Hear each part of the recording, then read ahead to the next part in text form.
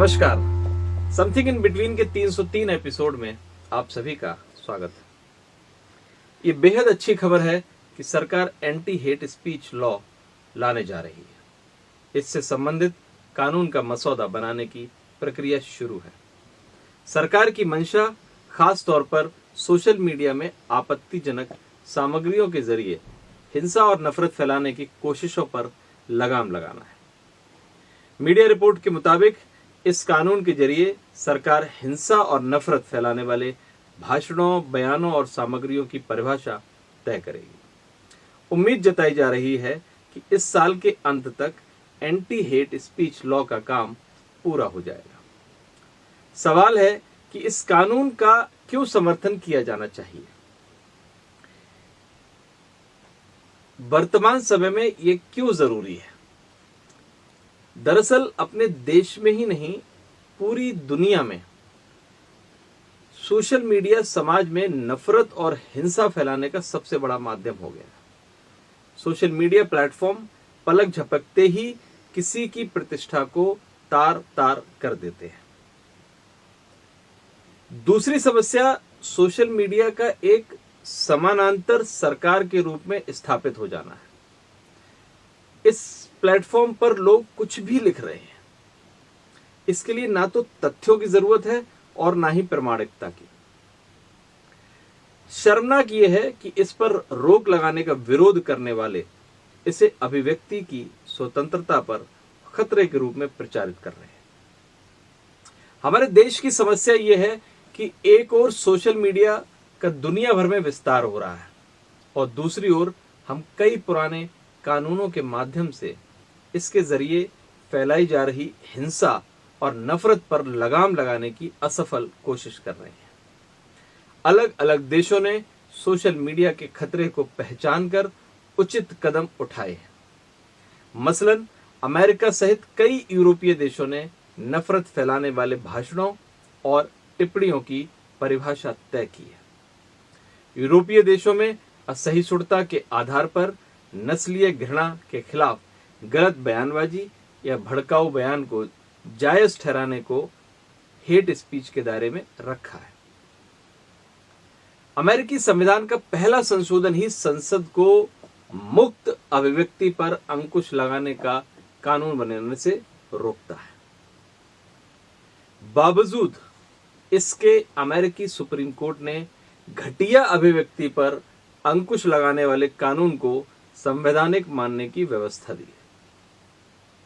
दूसरी ओर भारत में इससे निपटने के लिए राजद्रोह, राष्ट्रीय एकता के खिलाफ बयान, धार्मिक भावनाओं को ठेस पहुंचाने, अफवाह के जरिए नफरत फैलाने, धार्मिक, जातीय, भाषाई आधार पर चुनावी दुराचरण करने, केबल टीवी नेटवर्क कानून, आपराधिक प्रक्रिया संहिता जैसे दर्जन भर अलग अलग रास्ते हैं। यह रास्ता बेहद उलझावपूर्ण और भटकाने वाला है। चूंकि संविधान के निर्माण के समय सोशल मीडिया का अस्तित्व नहीं था, ऐसे में संविधान निर्माता इससे उत्पन्न खतरे की कल्पना नहीं कर सके।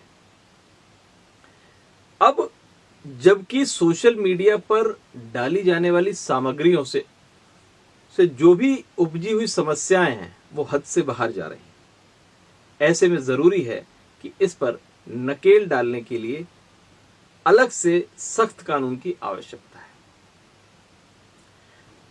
अपने ही देश की बात करें तो सोशल मीडिया नफरत और हिंसा फैलाने का कितना बड़ा माध्यम बन गया है, इसकी बानगी सोशल मीडिया कंपनी मेटा की रिपोर्ट से जाहिर होती है। सोशल मीडिया कंपनी मेटा ने रविवार को मई महीने की रिपोर्ट पेश की है। इस रिपोर्ट में कहा गया है कि इस साल अप्रैल महीने के मुकाबले मई महीने में फेसबुक पर भड़काऊ सामग्री में करीब 38% तो इंस्टाग्राम पर 86% की बढ़ोतरी दर्ज की गई है। पैगंबर मोहम्मद के खिलाफ नुपुर शर्मा की टिप्पणी मामले में भी हिंसा के लिए सोशल मीडिया का इस्तेमाल किया गया। इसके जरिए भावनाएं इस कदर भड़की कि देश में कई जगह हिंसा हुई। राजस्थान में मुस्लिम युवकों ने सोशल मीडिया पर नुपुर का समर्थन करने से नाराज होकर कन्हैया नाम के एक दर्जी की गला रेतकर हत्या कर दी। ऐसा ही वाकया महाराष्ट्र में हुआ। महाराष्ट्र में एक केमिस्ट ने व्हाट्सएप ग्रुप पर धार्मिक भावनाएं भड़काने वाली सामग्री डाली, उसकी भी गला रेतकर हत्या कर दी गई। 2 दिन पूर्व ही जस्टिस पारदीवाला ने नुपुर शर्मा मामले में व्यवस्था देने पर सोशल मीडिया में उनके और संबंधित पीठ से जुड़े दूसरे जस्टिस के खिलाफ चलाए जा रहे अभियान पर नाराजगी जाहिर की है। शीर्ष अदालत के नुपुर शर्मा पर दर्ज मामले को एक जगह स्थानांतरित करने से इनकार करने के बाद दोनों न्यायाधीशों के खिलाफ सोशल मीडिया पर अनाप शनाप टिप्पणियां की जा रही। जस्टिस पारदीवाला ने इस पर रोक लगाने की मांग की है।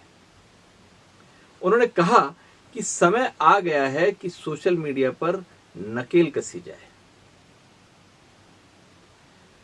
वैसे भी हमें यह समझने की जरूरत है कि सोशल मीडिया दुनिया भर में अपनी बात रखने का सबसे बड़ा माध्यम बन गया है। समस्या इसके दुरुपयोग की है। इस प्लेटफॉर्मों के सदुपयोग से ज्यादा दुरुपयोग हो रहा है। इसके जरिए एक बड़ा खेमा लोगों के मन में एक दूसरे के प्रति जहर घोल रहा है। अलग अलग धर्म को मानने वाले लोग दूसरे धर्मों का मजाक उड़ा है। धार्मिक आइकन्स के खिलाफ जहर उगला जा रहा है। जातिगत टिप्पणियों की भरमार हो रही है। चूंकि इससे निपटने के लिए कोई खास और कड़ा कानून नहीं है, इसके कारण ये समस्या विकराल होती जा रही है। समस्या ये भी है कि सोशल मीडिया पर कोई भी किसी भी तरह का तथ्य पेश कर रहा है। गलत तथ्य पेश कर माहौल खराब किए जा रहे हैं। सोशल मीडिया प्लेटफॉर्म नफरत और हिंसा भड़काने का सबसे बड़ा माध्यम बन गया है। मुश्किल ये भी है कि सोशल मीडिया कंपनियां खुद को कानून से ऊपर मानती हैं। यही कारण है कि इसके बढ़ते खतरे के बीच कई देशों की सरकारों के साथ सोशल मीडिया कंपनियों का टकराव चल रहा है। अपने देश में भी बीते कई महीने से सरकार और सोशल मीडिया की तकरार जारी है। सवाल है कि क्या ये सोशल मीडिया कंपनियां देश की चुनी हुई सरकार से अधिक ताकतवर है? जाहिर तौर पर नहीं। वह इसलिए कि इन कंपनियों के पास जनादेश नहीं है। ये कंपनियां किसी देश के कानून से ऊपर नहीं हो सकती।